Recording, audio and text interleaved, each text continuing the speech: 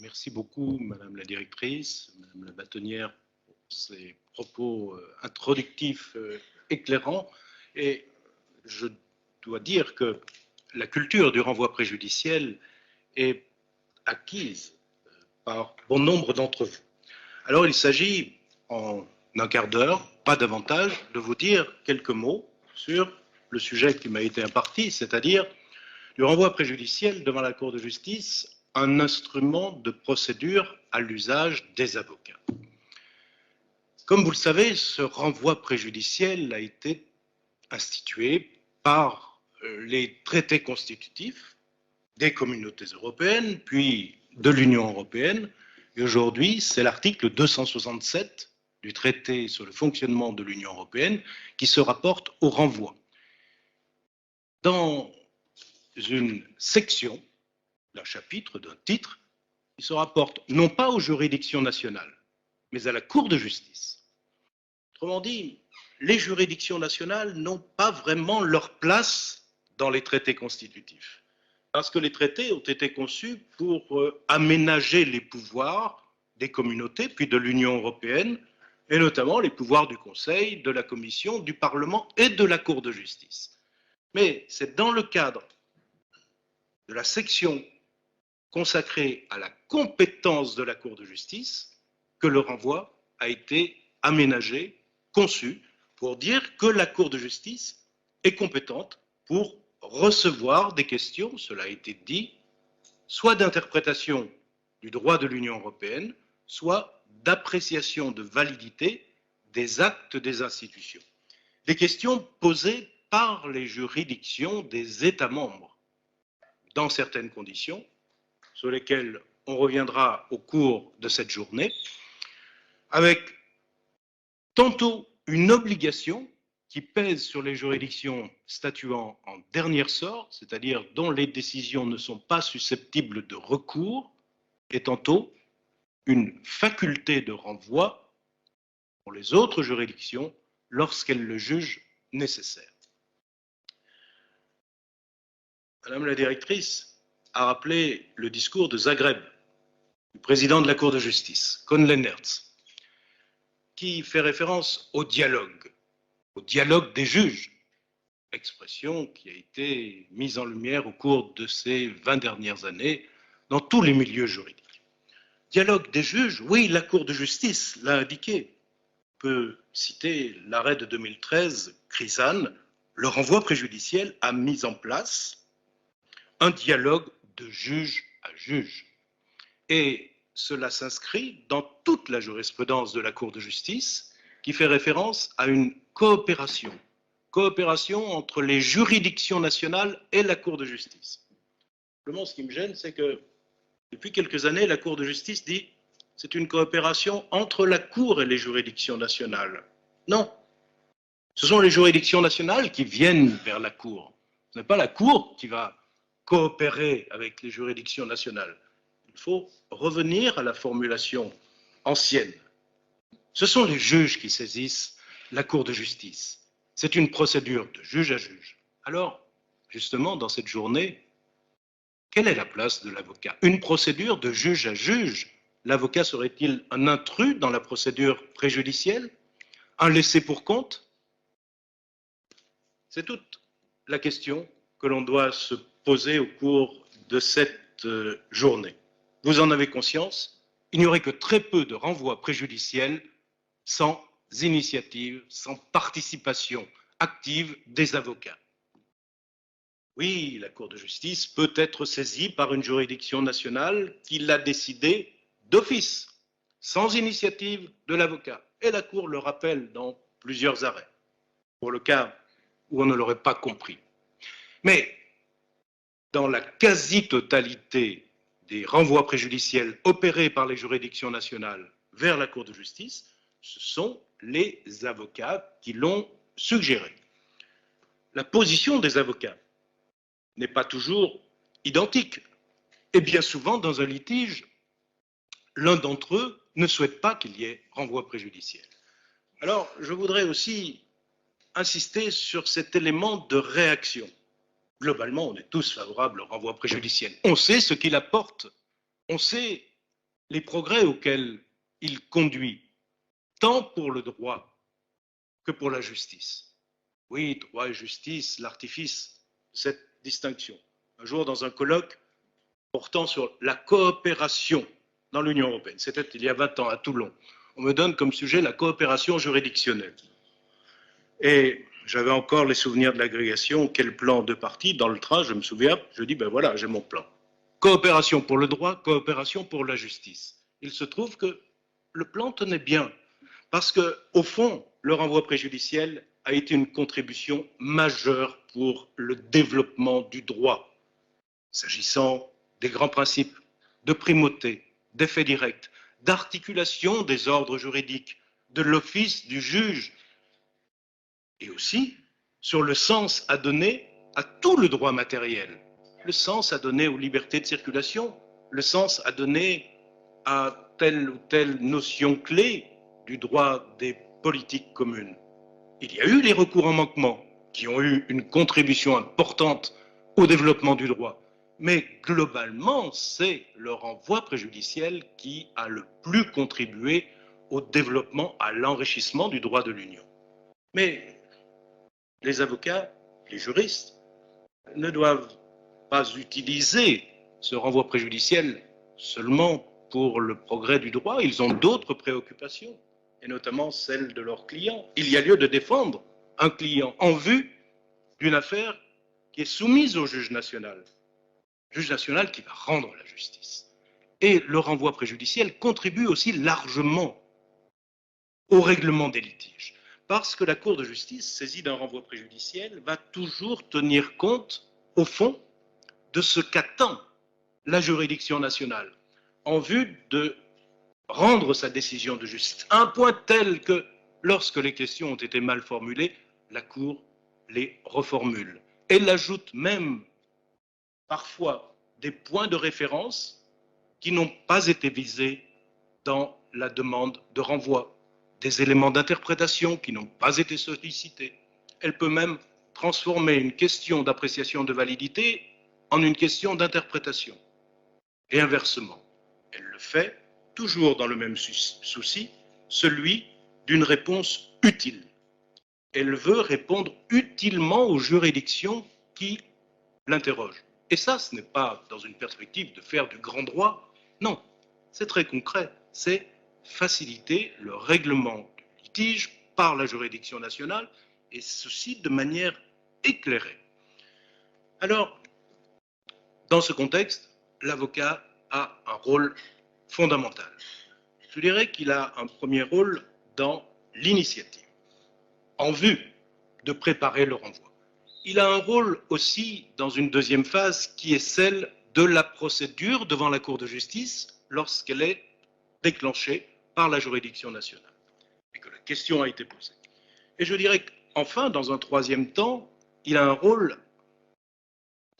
qui, une fois l'arrêt préjudiciel rendu, un rôle d'accompagnement de la juridiction nationale. Ça, ce troisième temps est assez méconnu parce qu'on a toujours cru que l'arrêt, une fois rendu, devait être appliqué à la lettre par la juridiction nationale.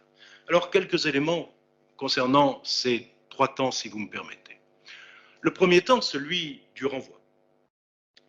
Dans un litige soumis à la juridiction nationale, l'avocat, favorable à un renvoi préjudiciel, va, comme cela a été rappelé, et notamment par Madame la bâtonnière, suggérer une demande et proposer des questions au juge, en observant qu'il serait opportun de demander à la Cour de justice d'interpréter telle ou telle notion du droit de l'Union européenne, ou, plus encore, et c'est un autre objet, d'apprécier la validité d'un texte de droit de l'Union, un règlement, une directive que l'on applique sans sourciller, comme si le texte était incontestable, alors qu'il fait question au regard de normes supérieures du droit de l'Union, notamment tirées de la Charte des droits fondamentaux, tirées des traités constitutifs, tirées des principes généraux du droit,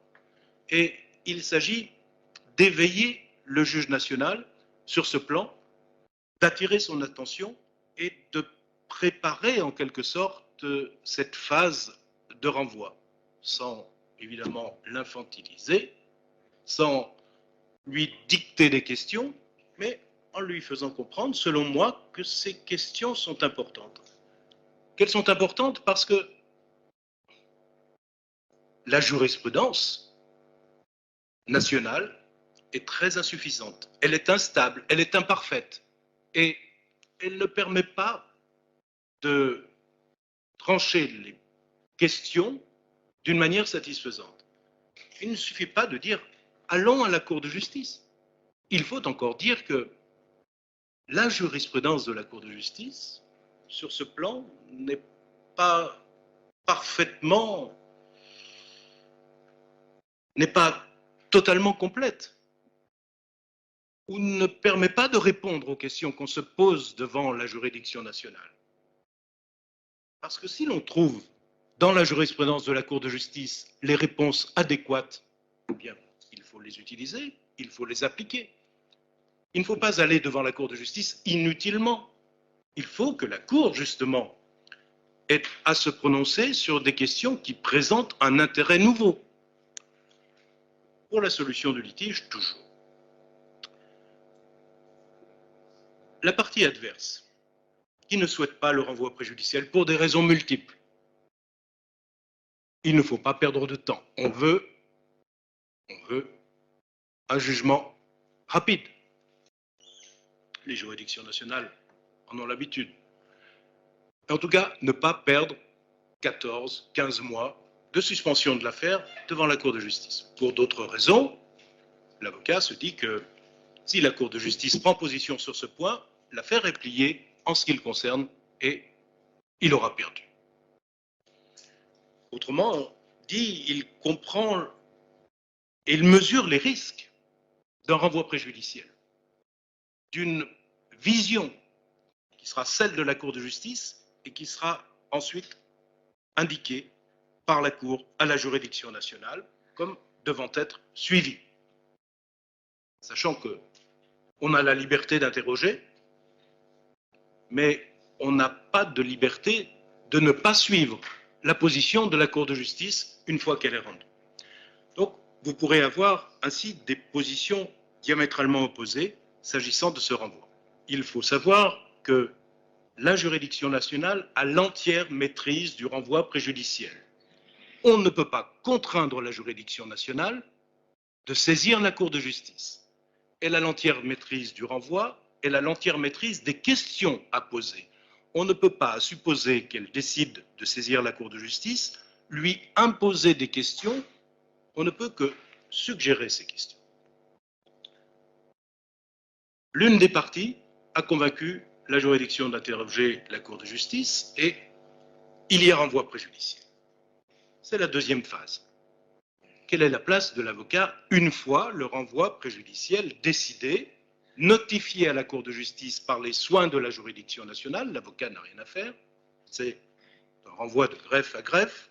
La juridiction nationale saisit la Cour de justice par voie postale, mais aujourd'hui par un site e-Curia, et la Cour de justice enregistre l'affaire qui lui est soumise. L'affaire fait l'objet d'un examen sur lequel reviendra sans doute l'avocat général Collins, un examen dans le cadre des services de la Cour de justice, services de recherche et de documentation, un examen rapide pour voir s'il n'y a pas un problème sérieux en termes de compétence de la Cour de justice ou de recevabilité manifeste des questions préjudicielles.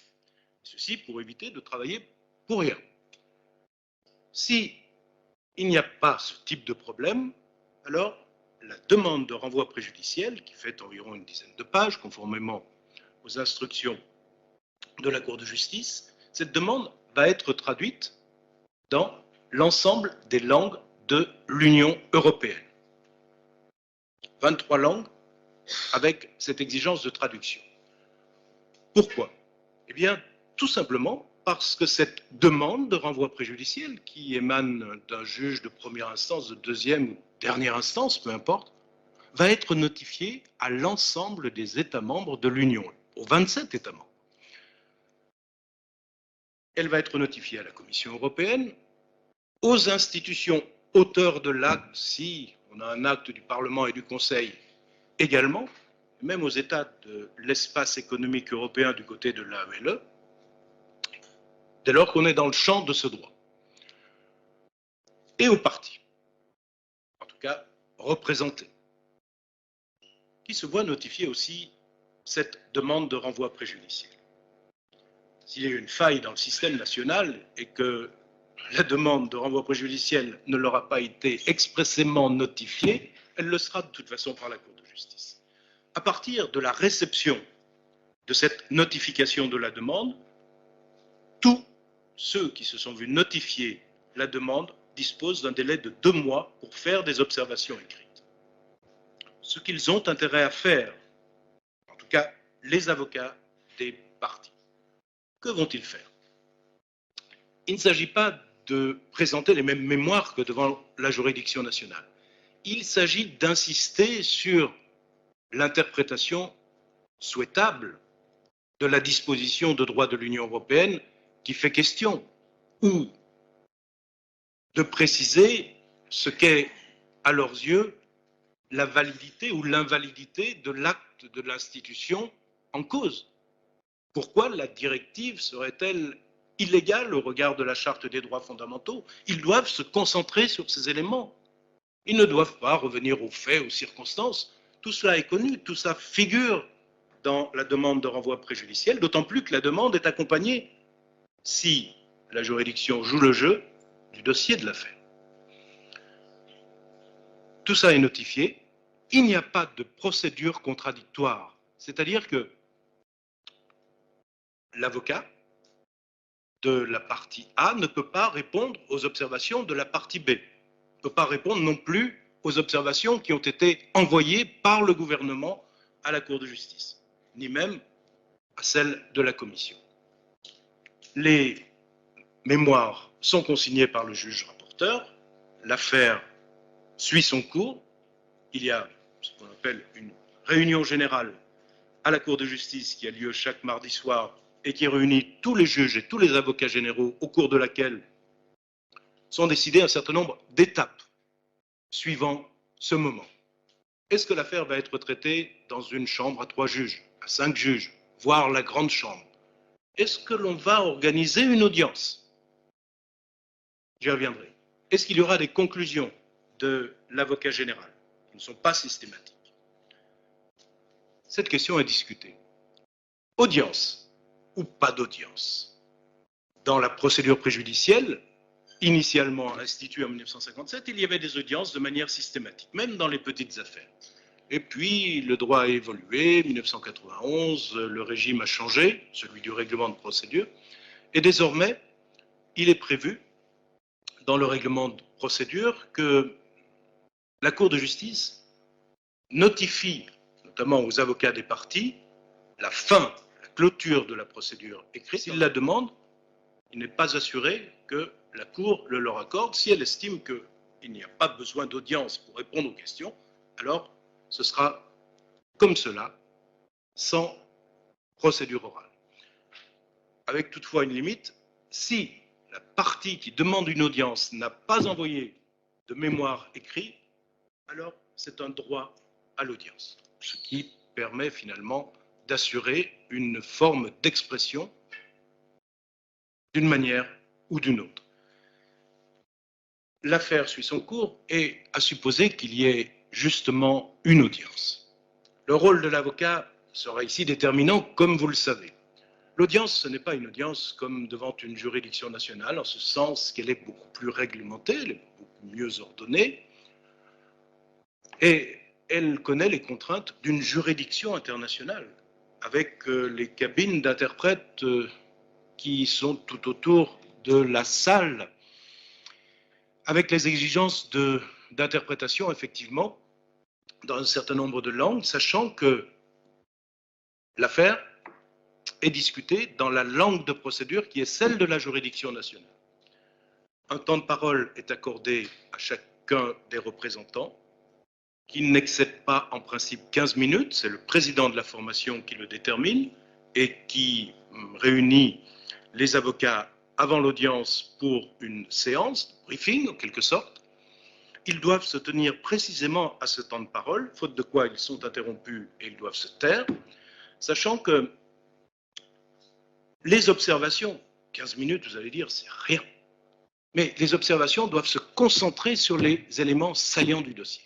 Les juges ont lu la demande, ils ont lu les observations des uns et des autres.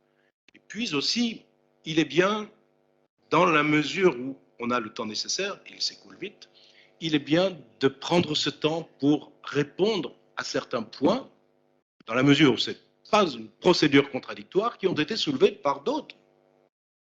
L'avocat de la partie adverse, la commission. Monsieur le Président, je ne suis pas d'accord avec l'interprétation que suggère la commission dans son mémoire. Donc, faites-le à ce moment. Et au terme de la présentation, justement, de ces différents points, la Cour de justice, les juges, le Président, et particulièrement le juge rapporteur, peuvent poser des questions aux représentants.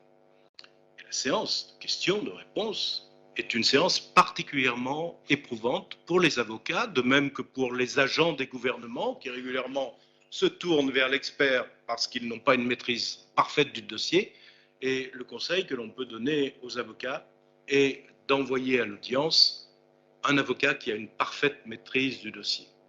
À plusieurs reprises, on a vu en quelque sorte soit un seigneur qui voulait briller devant la Cour de justice et qui n'avait pas préparé lui-même le texte du mémoire et qui était complètement mis en difficulté par une question non pas perfide, mais très pertinente du juge rapporteur ou de l'avocat général. Parce que l'avocat général est présent lors de l'audience et il peut poser des questions. Alors, y aura-t-il ou non conclusion de l'avocat général? Ça, c'est une question sur laquelle Anthony Collins va revenir, mais il faut savoir qu'en vertu de l'article 20, alinéa 5 du statut de la Cour de justice, il n'y a plus de conclusion systématique de l'avocat général.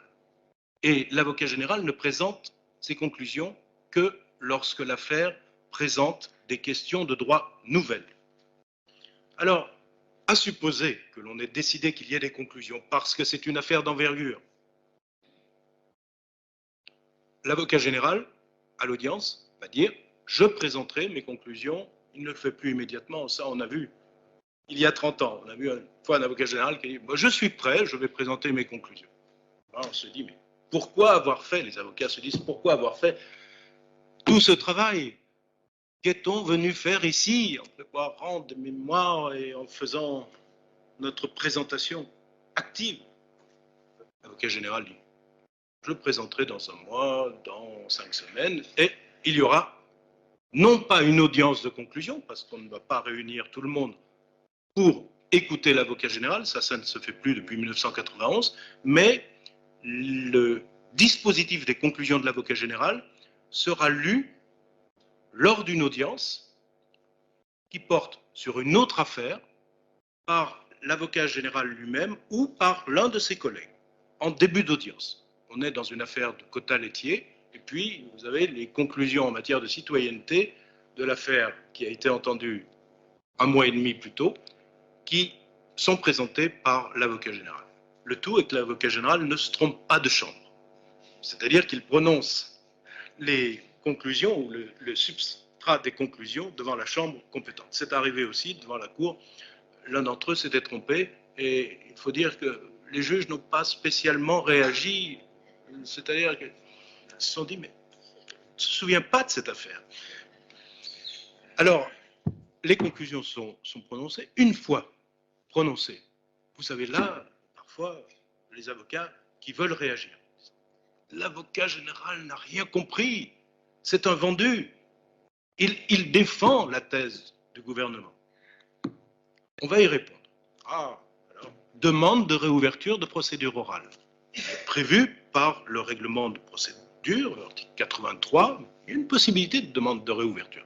Ça joue surtout pour les recours directs. Demande de réouverture parce que la Cour, le tribunal n'avait pas vu ce point, on n'a pas discuté de ce point. Mais dans les renvois préjudiciels, les demandes de réouverture restent exceptionnelles. Et en tout cas, elles ne doivent pas être fondées sur les conclusions de l'avocat général. Et la Cour le rappelle dans une jurisprudence constante, une réouverture n'est pas le moment pour discuter des conclusions de l'avocat général, parce que la Cour n'est pas liée par les conclusions de l'avocat général. Donc, il est pratiquement vain de demander une réouverture, même si ces conclusions vous choquent. Dans l'affaire Bewin, qui a été jugée par la Cour de justice en 2009, Yves Bott, le regretté Yves Bott, avait conclu dans un sens quelque peu étonnant, qui consistait à dire, mais de toute façon, les jeux en ligne, ce sont des jeux qui sont proposés par des entreprises qui opèrent dans un secteur quelque peu particulier, d'autant plus que c'est avec l'Internet, tous les dangers sont possibles, et par conséquent, on ne va pas faire jouer la libre circulation. Bewin a dit, mais on ne peut pas présenter ce type de conclusion, on demande la réouverture. Il dit non, non, c'est pas possible. Il y a eu des réouvertures, mais dans des circonstances particulières. L'affaire est ensuite mise en conclusion de l'avocat général, conclut et termine la procédure orale, et l'affaire ensuite reprend son cours, mais entre les juges qui vont préparer un projet d'arrêt. L'affaire est mise en délibéré et il y a une date de prononcé de l'arrêt dans la langue de procédure, sachant que la langue de travail est le français. Alors, rapidement, peut-être, si vous me donnez une minute, la troisième phase. La troisième phase, c'est celle de prise en considération de l'arrêt préjudiciel. L'arrêt est rendu, il est notifié à la juridiction nationale et il est notifié aux personnes intéressées. Il est disponible le jour même de son prononcé sur le site Icuria et on peut normalement attendre que la juridiction nationale le prenne totalement en considération et l'applique parfaitement. Il y a une autorité de choses jugées, des arrêts préjudiciels. Une thèse a été consacrée à ce sujet, celle d'Araceli Turmot, elle l'a démontré, ce n'est pas seulement de l'autorité de la chose interprétée, c'est de l'autorité de la chose jugée. La juridiction nationale qui s'écarterait de l'interprétation donnée ou de l'appréciation de validité dégagée par la Cour de justice commettrait une violation du droit de l'Union européenne et sa décision serait susceptible d'un recours interne. Si elle statue en dernière instance, alors ce serait l'occasion d'engager une procédure en manquement judiciaire contre l'État en question. Mais sans aller dans ces extrêmes, il arrive que la juridiction nationale ait du mal à comprendre l'arrêt préjudiciel, parce qu'il a pu être quelque peu compliqué par un certain nombre de considérations. Il s'agissait d'un arrêt de grande chambre où il y a eu de multiples positions prises par les uns et les autres, ou bien tout simplement parce que la Cour de justice n'a pas voulu aller trop loin et laisser une marge d'appréciation à la juridiction nationale. Souvent, on lui pose la question de savoir si tel ou tel article du traité sur la libre circulation des marchandises, sur la libre prestation de services, est à interpréter en ce sens qu'il interdit une réglementation nationale. Et la Cour dit que la réglementation nationale peut être maintenue dès lors qu'elle est justifiée sur le fondement de l'ordre public, de la santé publique, de la protection des consommateurs, et qu'elle assure cet objectif d'une manière proportionnée. Qu'est-ce que la proportionnalité? Et l'avocat, le juge, veulent savoir si la protection a été assurée de manière proportionnée ou non. Et la Cour, souvent, reste en retrait. Elle apporte des éléments de prise en considération. Elle dit qu'il faut se demander s'il n'y a pas une mesure moins restrictive. Il faut se demander si les travaux de l'Organisation mondiale de la santé ont établi l'innocuité de telle ou telle substance. Et le juge national a des difficultés. Si il a des difficultés à interpréter un arrêt de la Cour de justice, il faut savoir que le recours en interprétation est exclu. Le recours en interprétation, ce sont des recours en interprétation d'arrêt, mais pas préjudiciels. En revanche, ce qu'il peut faire, mais cela arrive dans une minorité de cas, c'est réinterroger la Cour de justice sur le sens à donner précisément à tel ou tel point de l'arrêt préjudiciel. Cela arrive, mais de manière exceptionnelle, et heureusement, parce que ce serait beaucoup encombrer le prétoire de la Cour de justice, et puis cela conduirait à justement perdre beaucoup de temps aux justiciables, aux avocats et aux juges nationaux qui, je crois, ont beaucoup mieux à faire.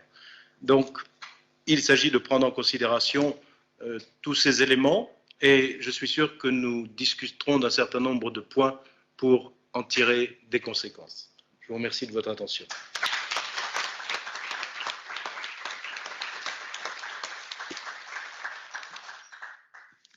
Merci beaucoup, monsieur le professeur. Je trouve que c'est d'une clarté extraordinaire. Vous avez le talent de rendre tellement simple des éléments qui sont quand même parfois des sources de difficultés pour les praticiens. Et vous avez rappelé quelques, j'allais dire, recettes. C'est un peu vulgarisé, pardonnez-moi, mais je crois que cela suscite chez les praticiens qui sont dans la salle peut-être des questions sur ce que vous avez dit. Donc, je ne sais pas s'il y a des questions. Moi, j'en aurais juste une, enfin j'en ai noté pas mal, mais je ne veux pas alourdir les débats. Une un peu casquette avocate. Vous avez parlé tout à l'heure de l'audience qui n'était pas systématique, et vous savez que les avocats, en règle générale, aiment bien l'audience, aiment bien le moment de l'audience. Vous avez aussi indiqué que lorsqu'il n'y avait pas de dépôt de mémoire écrit, alors le droit à l'audience s'imposait. Une petite question avec un petit clin d'œil. Ne faut-il pas, dans la stratégie, dans la tactique de l'avocat, dès lors qu'il souhaiterait vraiment croire dans l'oralité et dans l'audience, ne pas déposer préalablement de mémoire pour invoquer son droit à l'audience? Et dans ces conditions-là, perd-il tout droit à argumenter par écrit sa motivation? Ou peut-il, au moment de l'audience, faire un dépôt de mémoire écrit à ce moment-là? Très bien. Je vous remercie de cette question et en vous présentant cette exception prévue par l'article 76 du règlement de procédure, c'est une question que je me posais également, parce que l'article 76 indique que les éventuelles demandes motivées d'audience de plaidoirie, les éventuelles demandes, déjà, terme choisi et révélateur, c'est le règlement de procédure de la Cour de justice qui a été arrêté dans sa dernière version, sont présentés dans un délai de 3 semaines à compter de la signification aux parties ou aux intéressés de la clôture de la phase écrite. Ce délai peut être prorogé par le président. Mais il est dit, sur proposition du juge rapporteur, l'avocat général entendu, et ça ce sont des garanties, la Cour peut décider de ne pas tenir d'audience de plaidoirie si elle estime, à la lecture des mémoires et observations déposées au cours de la phase écrite, qu'elle est suffisamment informée pour statuer. Cette disposition permet de comprendre que la Cour décidera de ne pas tenir d'audience lorsque vraiment elle est suffisamment éclairée par ses écrits. Lorsqu'elle a un doute, lorsqu'elle estime que véritablement il est important de discuter, parce que cela a été dit par le juge rapporteur, cela a été dit par l'avocat général, cela a été demandé par l'un d'entre eux qui a attiré l'attention de la Cour, l'audience sera organisée. Mais effectivement, il y a une exception qui est celle du paragraphe 3 de cet article 76. Le paragraphe précédent n'est pas applicable lorsqu'une demande d'audience de plaidoirie a été présentée de manière motivée par l'un des intéressés qui n'a pas participé à la phase écrite. Alors ce pourrait être effectivement une manière de s'assurer qu'il y aura bien une audience. Pour ma part, d'expérience, je ne pense pas que les 15 minutes d'audience puissent compenser l'absence de mémoire écrite, parce que la Cour de justice s'appuie beaucoup sur ces mémoires, notamment en vue de ensuite rédiger le projet d'arrêt et dans le cadre du délibéré. Il y a des affaires qui peuvent évoluer à l'audience, mais ce sont des évolutions. J'ai rarement vu des retournements de situation, mais l'avocat général Collins pourrait en témoigner, lors de l'audience. Je me souviens quand même d'une affaire que nous avions en commun, c'est-à-dire ton cabinet et le mien, le cabinet de l'avocat général et le cabinet du juge rapporteur, qui concernait un ressortissant anglais, handicapé, fortement handicapé, qui avait demandé le séjour en Belgique et les droits au titre de la sécurité sociale. À l'époque, c'était le règlement 1408-71 de la sécurité sociale qui comportait quelques zones d'ombre. Et la question était de savoir, au fond, si on devait lui octroyer un droit de séjour en Belgique, alors qu'il n'avait jamais travaillé en Belgique. Et de surcroît, on se demandait s'il avait travaillé un jour au Royaume-Uni. Et ça, c'était une question qui finalement titillait un certain nombre de juges et un référendaire en question.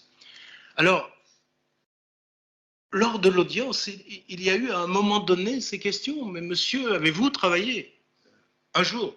Et on a vu que ce point qui paraissait en amont tout à fait secondaire, parce que ce n'était pas une condition pour obtenir le séjour en Belgique, ce point est devenu important. On l'a vu lors de l'audience. Et la Cour a rendu son arrêt qui n'a pas été favorable à ce ressortissant britannique.